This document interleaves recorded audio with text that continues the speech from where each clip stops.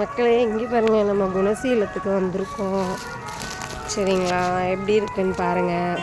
வேலை நடந்துட்டுருக்கு. குளத்தெல்லாம் செடி மண்டி போய் கிடக்கு.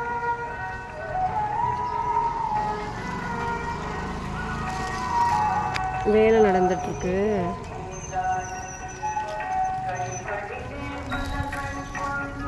பாருங்கள் எப்படி இருக்குன்னு பாருங்கள். நானே இப்போ தான் இந்த கோயிலுக்கு ஒரு செகண்ட் டைம் வரேன். இதுக்கு முன்னாடி வந்து கோயில் வேறு மாதிரி இருந்துச்சு. இப்போ வந்து வேறு மாதிரி இருக்குது கோயில். இங்கே நிறைய பேர் பிராமின்ஸு பக்கத்தில் கொஞ்சம் கொஞ்சம் பேர் குடியிருக்கிறாங்க. பாருங்க, வேலை நடந்துட்டுருக்கு பாருங்கள்.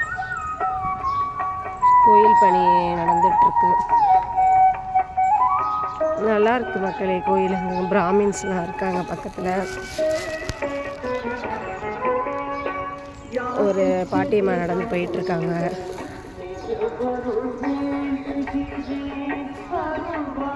நல்லா இருக்குது, ஒரு மாதிரி அமைதியாக இருக்க மாதிரி இருக்குது.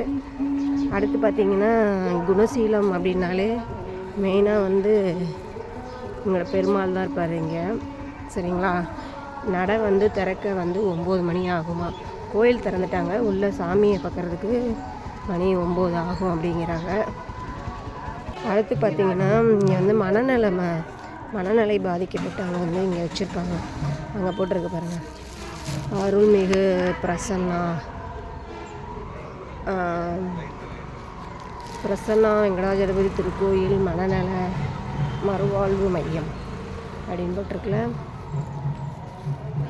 அங்கே தான் வந்து மனநலம் பாதிக்கப்பட்டவங்கள வந்து வச்சுருப்பாங்க.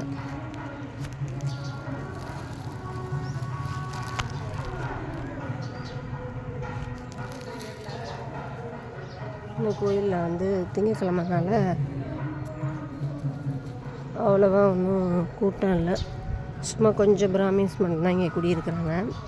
நிறைய பேர் ஒன்றும் அவ்வளோவா இல்லை. அங்கிட்டு வந்து கோயிலுக்கு அந்த சைடு வந்து நிறைய பேர் இருக்காங்க. இது கோயில்னால அவங்க மட்டும் இருப்பாங்க போல். அப்புறம் கோயிலுக்கு வந்தோம்னா பாத்ரூம்லாம் இங்கே இருக்குது.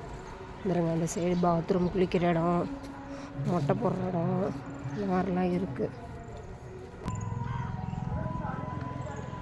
நல்லாயிருக்கு.